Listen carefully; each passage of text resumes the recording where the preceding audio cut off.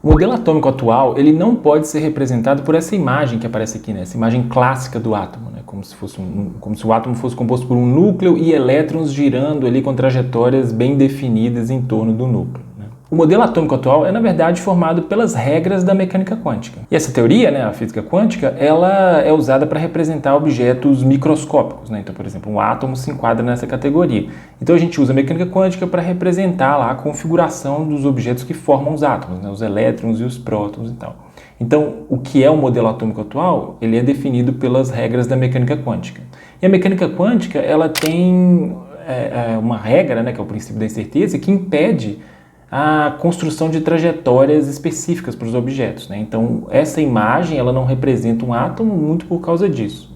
Mas então, como que seria a representação de um átomo, né? O que é esse modelo atômico atual descrito pela mecânica quântica? É sobre isso que a gente vai falar nesse vídeo, tá? Esse é o canal Cientificar, é um canal de divulgação científica, aqui a gente vai falar sobre física, principalmente sobre física quântica, os seus conceitos, suas aplicações. E se você gosta desses temas, se inscreva aqui no canal. E assim o YouTube vai te indicar os próximos vídeos que a gente postar aqui. A primeira coisa que a gente precisa entender quando a gente vai falar de modelo atômico atual é que ele não é uma teoria separada, isolada, né? Ele é simplesmente um caso de aplicação da mecânica quântica. Eu estou falando isso porque quando a gente estuda modelo atômico no ensino médio, aqueles modelos de modelo atômico de Thomson, modelo atômico de Bohr, né, a gente tem a impressão de que esses modelos eles são teorias separadas, né? Eles têm suas próprias regras e aí a partir daquelas regras que são definidas para casos muito específicos, né, que é o caso de um átomo, né, para a construção de um átomo, aí a partir daquelas regras é que eles deduzem os resultados desses modelos, né? Então o modelo seria algo muito específico, né? Seria como se fosse uma mini teoria ali construída para tratar daqueles casos, né? Por exemplo, o modelo atômico de Bohr ele tem as suas próprias regras, né? Os seus próprios postulados, né? Postulado na física, na ciência, né? A gente considera como uma afirmação que não vai ser demonstrada, né? Ela é uma informação inicial, é uma afirmação inicial. A gente parte daquilo ali. Então a gente considera que esse resultado, essa afirmação como autoevidente, né? Ou seja, ela não vai ser demonstrada, mas ela é uma regra, a gente parte dessa regra. O modelo atômico de Bohr, ele tem postulados próprios, né? Por exemplo, no modelo atômico de Bohr, o Bohr, né, ele vai postular a quantização de uma grandeza, né? Ou seja, ele vai falar assim que as órbitas elas podem ter, você tem certas órbitas que podem existir, né? Então as órbitas desse modelo elas são bem específicas, né? O objeto, o elétron, ele não pode ocupar qualquer órbita, ele pode ocupar só certas órbitas. E isso é uma consequência de um postulado próprio específico do modelo atômico de Bohr. E assim, a ideia de postulado é que ele vai ser aplicado para teorias mais amplas, assim, né? Por exemplo, né, os postulados da mecânica clássica, né, mecânica newtoniana, são as leis de Newton, né? Então são regras que você não demonstra, né? Você parte daquelas regras, você assume a primeira, a segunda, a terceira lei de Newton, não são demonstradas, né? Elas são afirmações que a gente parte delas para construir a mecânica. Então, só que a mecânica é uma teoria que vai falar sobre várias situações, vários fenômenos, né? E aí você vê a diferença, e ela é uma teoria robusta que dura muitos anos, né? Assim, é claro que ela depois vai ser substituída em partes pela relatividade, em partes pela mecânica quântica, mas assim, ela é uma teoria ainda usada, né, em alguns campos, e é uma teoria robusta que vai tratar, né, que vai tentar representar ali uma série de fenômenos, né? E isso é uma teoria científica e essa é uma boa aplicação de postulados. Agora, no caso do modelo atômico tipo modelo atômico de Bohr, isso não é uma teoria, né, mas ele tem postulados próprios. Então assim, esse modelo, ele, pela própria construção dele, já dá para imaginar que ele vai ser algo substituído por outros modelos que sejam mais robustos, né? E isso acontece com o desenvolvimento da mecânica quântica, né? O modelo atômico de Bohr é apresentado ali logo no início, assim, né, quando surgem as primeiras ideias de quantização da energia, né? A primeira ideia, que é a ideia fundadora da mecânica quântica, que é a ideia de quantização de energia. Nesse vídeo que aparece aqui no card, a gente fala em mais detalhes sobre essa ideia da quantização, né? Ela foi apresentada por um físico chamado Max Planck em 1900. E aí, alguns outros físicos usaram essa ideia de quantização de energia em casos separados, né? Então, por exemplo, o Einstein usou isso para explicar um fenômeno chamado efeito fotoelétrico. Depois o Bohr usou essa ideia também para descrever o seu modelo atômico, né, para apresentar o seu modelo atômico. Mas como eu disse, né, o modelo atômico de Bohr ele tem regras que funcionam só para esse caso, então nesse caso específico. E a ciência não trabalha muito bem com isso, né? A ideia da ciência é que você tenha, se você for apresentar regras para uma teoria científica, né, para a construção de uma teoria científica, ou seja, se você for apresentar esses postulados, né, elas têm que ser, esses postulados eles têm que ser mais gerais, eles têm que se aplicar a vários fenômenos, né? Então a mecânica quântica começa a se desenvolver de uma maneira mais formal ali a partir da década de 20, né? E aí você tem a construção de coisas mais robustas, tipo o que vão ser depois, né, os postulados da mecânica quântica, né? Mas, por exemplo, tem um resultado muito importante que é a equação de Schrödinger. Então, Schrödinger é um outro físico, né, um físico austríaco que também trabalhou ali, é importantíssimo na construção da mecânica quântica, e ele apresenta ali uma regra, né, que é um postulado para a mecânica quântica que vai se aplicar não só a átomos, né? Então ele não se aplica só ao modelo atômico, ele vai se aplicar a qualquer objeto microscópico, né? Então a mecânica quântica, os objetos da mecânica quântica respeitam essa equação de Schrödinger, sejam eles átomos ou o fóton tem uma equação mais específica, mas assim, sejam átomos, elétrons, prótons, qualquer partícula que tem massa respeita a equação de Schrödinger. E aí, a partir disso, né, vem outras regras também, por exemplo, a regra de Born, né, que é um outro postulado da mecânica quântica, ele também vai ser uma regra mais geral, que se aplica a todas essas partículas e tal, não só aos átomos, né, a formação dos átomos. Então, o que eu estou querendo dizer é o seguinte, o modelo atômico de Bohr, foi útil, ele é até útil até hoje para alguns casos, mas ele já nasce com a expectativa de que ele seria superado por outra coisa, porque ele é um modelo em que considera regras muito específicas para explicar esses fenômenos, né, os fenômenos relacionados aos átomos, né, então a formação de um átomo, a estrutura de um átomo, né, então ele seria substituído naturalmente e foi substituído pelo quê? Então esse nome pelo modelo atômico atual, né, o que é o modelo atômico atual? O modelo atômico atual, na verdade, é uma consequência dessas regras mais gerais da mecânica quântica. Então quais são as regras que eu estou falando, né? Essas regras, a equação de Schrödinger é um postulado, né? A regra de Born é um outro postulado, né? Existem postulados mais técnicos também, né? Que nesse vídeo que aparece aqui no card a gente fala sobre eles, mas que vão representar, que vão indicar como que a gente representa matematicamente as grandezas da física quântica, como que a gente vai representar os estados e tal. Então, essas regras mais básicas, que são os postulados da mecânica quântica, elas vão ser aplicadas a qualquer sistema, né? Vamos entender isso melhor através de um exemplo. Então, vamos imaginar que você tem lá um elétron e aí você lança fótons em direção a esse elétron. E aí esses fótons vão interagir com o elétron. Como é que a gente vai descrever esse fenômeno, né? Como é que a gente pode representar esse fenômeno? A gente vai pegar as regras da mecânica quântica e elas vão nos mostrar o seguinte, né? Como é que eu posso calcular, por exemplo, a probabilidade de encontrar o elétron numa determinada região depois que ele interagiu com esses fótons? Eu vou usar, então, essas regras que eu falei. Vou usar a equação de Schrödinger, vou usar a regra de Born para calcular essa probabilidade de encontrar o átomo em alguma outra região depois que ele interage com os fótons, né?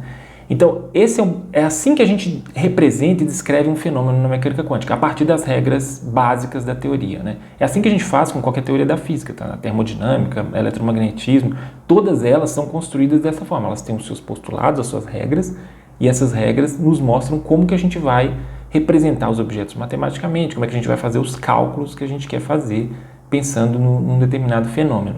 Então, no caso da mecânica quântica não é diferente. Então, um exemplo como esse, né, fótons interagindo com o elétron, a gente vai calcular, sei lá, a posição do elétron, a probabilidade de encontrar o elétron em algum lugar, usando regras da mecânica quântica, equação de Schrödinger, regra de Born e outras coisas. Então, é assim que a gente vai tratar qualquer fenômeno microscópico. Nota que isso tem um caráter mais geral, mais amplo, né? Qualquer fenômeno microscópico vai ser tratado por essas regras, né? Então, isso aqui compõe, né? Então, essa é a ideia da mecânica quântica. A mecânica quântica funciona dessa forma, né? Ela vai tratar os objetos, os microscópicos, né? A gente vai tratar os objetos microscópicos através das regras dessa teoria.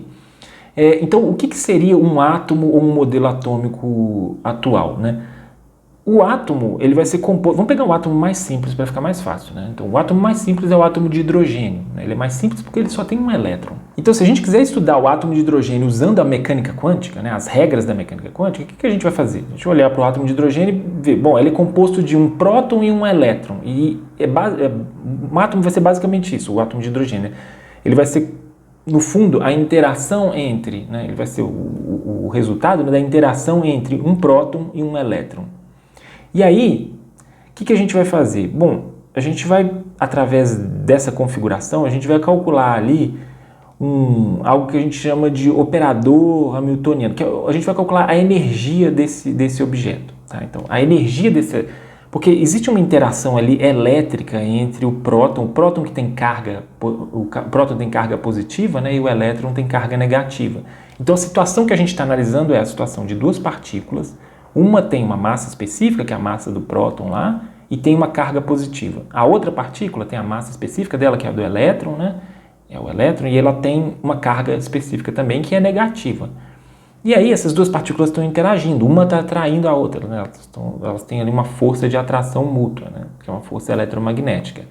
E isso tem uma energia associada a esse fenômeno, né? Então essa força de atração ali, ela está relacionada com uma força elétrica, que está relacionada com um potencial elétrico, que está relacionado com uma energia eletromagnética.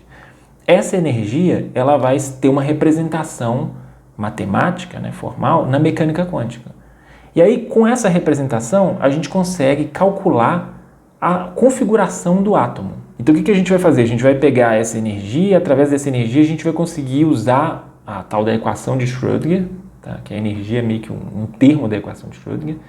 E aí, através dessa energia ali colocada na equação de Schrödinger, a gente vai conseguir calcular como que é esse átomo, como é que ele funciona, quais são os estados do átomo, né? Quais são as configurações que ele pode assumir. Né? E isso vai ser o modelo atômico atual, então.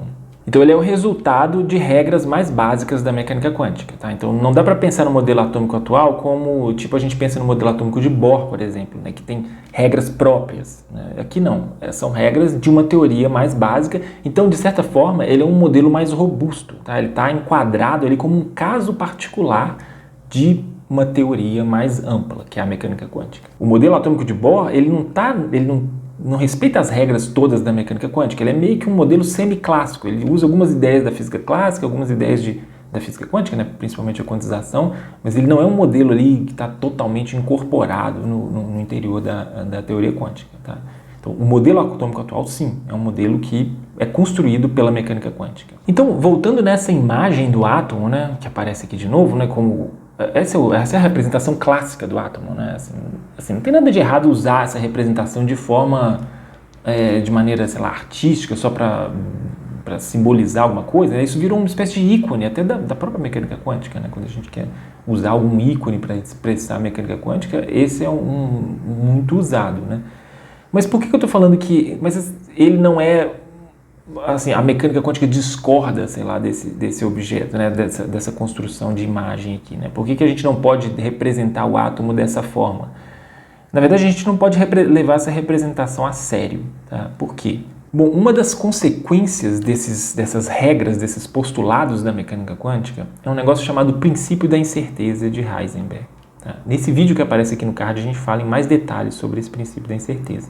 Falando de uma forma bem resumida, o princípio da incerteza, ele diz que um objeto da mecânica quântica, né, a gente não pode conhecer simultaneamente a posição e uma quantidade chamada momento linear, né, que a gente chama isso no ensino médio de quantidade de movimento. Então a gente não pode conhecer simultaneamente a posição de um átomo e a quantidade de movimento dele. A quantidade de movimento, ou o momento linear, na física clássica ele é definido como a massa vezes a velocidade do objeto. Né? Então a gente pode dizer, assim, de forma mais precisa, né, que o princípio da incerteza diz que não é possível conhecer posição e velocidade dos objetos da mecânica quântica de maneira muito precisa ou com precisão arbitrária. Tá? Então eu não consigo saber exatamente a posição e a velocidade do objeto simultaneamente. Agora, vamos voltar para a figura lá do átomo. Né? Nessa figura, existe a representação ali de trajetórias do elétron. Né? Esses arcos aqui, esses anéis, eles representam, né, esses círculos ali em volta do núcleo, eles representam os elétrons girando em torno do núcleo com uma órbita específica, com uma trajetória específica.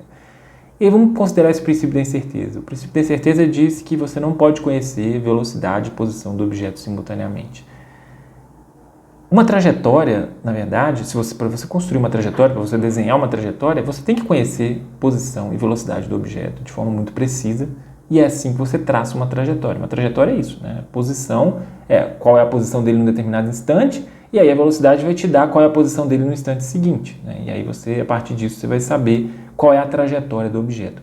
Então, na verdade, o princípio da incerteza, quando a gente considera o princípio da incerteza, né, a gente tem que abrir mão do conceito de trajetória. E isso é feito na mecânica quântica, né? Esse conceito, ele desaparece. Então, o conceito que existe na física clássica, que é importantíssimo, que a gente usa o tempo inteiro, de trajetória, ele não funciona na mecânica quântica, porque essas duas grandezas são incompatíveis, a posição e a velocidade do objeto. Então, não dá para levar essa representação a sério, porque aqui o elétron, nessa representação, está como se ele tivesse uma trajetória definida, e isso não é o que a mecânica quântica diz, tá? Então, por isso que essa representação é inadequada. Agora, isso aqui abre um espaço para a gente fazer uma reflexão até mais ampla sobre a relação da mecânica quântica com a mecânica clássica, né? Porque, olha só, será que a gente pode... então, assim, um átomo não pode ser representado por essa imagem. Tudo bem. Agora, será que a gente pode representar os sistemas quânticos, seja ele qual for, assim, pode ser átomo ou qualquer outra coisa? Qualquer outro sistema quântico. Será que a gente pode representar um sistema quântico usando imagens, fazendo desenhos? Para a gente entender melhor essa questão e por que eu estou fazendo essa pergunta, né? Vamos considerar o uso de imagens, né, de representação de desenhos e tal na física clássica. Vamos pegar uma imagem clássica, clássica assim, né, no sentido de comum, uma imagem muito comum que aparece na mecânica clássica, que é essa daqui, né, do bloquinho descendo uma rampa. Essa imagem, ela representa a situação, né? Quando a gente desenha isso aqui, a gente está representando, a gente está querendo fazer uma representação do fenômeno que realmente a gente está descrevendo, né? Então, a gente pode levar a sério essa representação do bloquinho descendo uma rampa? Sim, isso aqui é a representação de uma caixa numa rampa e a caixa descendo a rampa, né? E aí eu vou e faço um desenho dela ali. E aí, nesse desenho, eu vou incorporar alguns objetos matemáticos, né? Esses não existem no mundo, né? Tipo um vetor força, vetor sei lá o que, velocidade, aceleração. Esses vetores, esses objetos matemáticos, eles não existem no mundo, não. Mas a caixa existe, a rampa existe, né? São objetos empíricos. E a gente, quando faz esse desenho, está representando esse objeto empírico, que a gente pode construir, enxergar, ter ele no mundo mesmo, né? Então, nesse sentido, a gente pode levar a sério essa representação. Isso é realmente uma representação do objeto que eu estou estudando. Agora, uma ideia chave, básica, que para fazer essa representação e levar ela a sério, é a ideia de que esses objetos da mecânica clássica, da física clássica, do cotidiano, né, eles têm propriedades bem definidas. E essas propriedades são independentes do aparato experimental, do observador ou de qualquer outra coisa, né? São propriedades do objeto, né? Isso é uma ideia tão básica que é até difícil falar sobre isso, né? Mas no fundo o que eu estou querendo dizer é o seguinte, né? Por exemplo, o celular que eu uso para gravar esse vídeo aqui, ele tem a cor preta. Essa cor, eu trato essa cor do objeto, né, essa propriedade, como uma propriedade do objeto que é independente do sujeito. Então é independente de qualquer outra coisa, é independente de contexto experimental, qualquer outra coisa. Se não tiver ninguém no mundo, o celular continua com essa cor preta. Se não tiver ninguém no mundo, o bloquinho descendo o plano inclinado continua do jeito que ele é, né? Então eu posso representar esse objeto porque ele tem posição bem definida, ele vai ter uma trajetória bem definida, eu vou poder enxergar essa trajetória, a rampa está ali também num lugar bem definido e tal. Então essas propriedades são propriedades independentes, já definidas, né, antes de qualquer análise, qualquer observação e tal.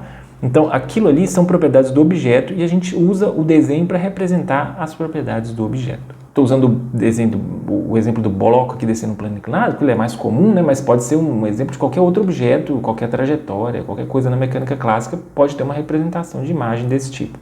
Agora, quando a gente vai para a mecânica quântica, aí a coisa fica bem diferente. Fica diferente porque isso que eu falei sobre o objeto ter propriedades definidas, isso vale para a física clássica, vale para o dia a dia, né? Para objetos do dia a dia, mas não vale para a mecânica quântica, né? Se a gente estiver, por exemplo, tratando de um experimento em que um elétron é lançado num sistema de fenda duplas, né? Então, se você nunca ouviu falar sobre experimentos de fenda dupla e coisas do tipo, dá uma olhada nesse vídeo que aparece aqui no card e a gente explica com mais calma o que é esse experimento. Mas o experimento é a imagem que aparece aqui. Essa representação, existe uma dificuldade muito grande de fazer uma representação sobre o que acontece com o elétron enquanto ele passa por esse experimento. Então, tem várias tentativas de fazer isso, assim, porque didaticamente a gente gostaria de ter esse tipo de representação. Acontece que a mecânica quântica, segundo a mecânica quântica, ou segundo a interpretação mais comum da mecânica quântica, né, aquela que dá menos problemas, que é a interpretação que a gente chama de interpretação de Copenhague, segundo essa interpretação, não dá para falar sobre as propriedades desse objeto antes do experimento acabar. Então, durante o experimento, a gente não consegue falar sobre as propriedades do objeto. A gente só consegue falar das propriedades quando você tem um registro final do experimento. Então, registrou, acabou o experimento, beleza. Ali a gente consegue falar de propriedades do objeto.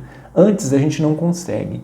E aí, como a gente não consegue falar de propriedades antes, eu não consigo fazer um desenho dessa trajetória, ou sei lá, do que aconteceu com o elétron enquanto ele passa por esse aparato experimental. Então, existem várias tentativas de representar isso, tipo como se fosse, por exemplo, essa que aparece aqui, né? Representa o elétron como se fosse uma onda meio esquisita ali, né? Meio espaçada, assim, meio como se fosse uma fumaça, um negócio assim. O elétron é isso? Não, não é isso. Não é isso que está acontecendo ali. Então, não existe essa onda esfumaçada aqui, né? Então, a gente não enxerga isso, não tem como detectar isso. É só uma representação artística tentando um recurso didático ali que muitas vezes até pode causar até mais confusão. Mas a ideia é que a mecânica quântica, pelo fato de que ela afirma que ou essa interpretação da mecânica quântica, né, pelo fato dela afirmar que os objetos não têm propriedades definidas antes do experimento, isso significa que a gente não consegue fazer um desenho, uma representação gráfica ali do objeto enquanto ele está passando ali pelo aparato experimental. Tá? Isso está, entre aspas, assim, proibido por essa interpretação, porque quando a gente faz um desenho, o que a gente está representando são as propriedades do objeto. Mas se o objeto não tem propriedades definidas, o que eu vou desenhar? Então não tem como fazer um desenho dos objetos da mecânica quântica em geral. Isso não vale só para os átomos. Tá? Então, o caso do átomo, né, o átomo, essa representação tradicional do átomo, não é uma boa representação, né? Mas eu posso falar isso sobre qualquer objeto da mecânica quântica. Né? Representações de imagem, com desenhos de objetos da mecânica quântica, elas não são possíveis em geral mesmo. Então, nesse vídeo a gente falou sobre esse modelo atômico atual, né, quais são as características dele, né, como é que ele é construído, por que ele é mais robusto que os modelos anteriores, né? E também aqui no final a gente falou um pouco sobre essa característica particular da mecânica quântica, né, que é a impossibilidade de você representar os fenômenos, os sistemas da mecânica quântica usando desenhos, né, assim, que são muito comuns na física, né? Outras áreas da física a gente usa representações, tudo bem, dá para usar, termodinâmica, eletromagnetismo, ali não tem problema usar a imagem ali. Agora, no caso da mecânica quântica, fazer um desenho é se comprometer com coisas que a gente não pode se comprometer, né? Por exemplo, fazer o desenho de trajetória que o elétron percorreu é usar um conceito de trajetória que é impedido pela mecânica quântica por causa do princípio da incerteza, né? Então, no final das contas, não dá para representar visualmente, né, os fenômenos da mecânica quântica. Isso faz com que ela seja uma teoria muito abstrata, realmente, né?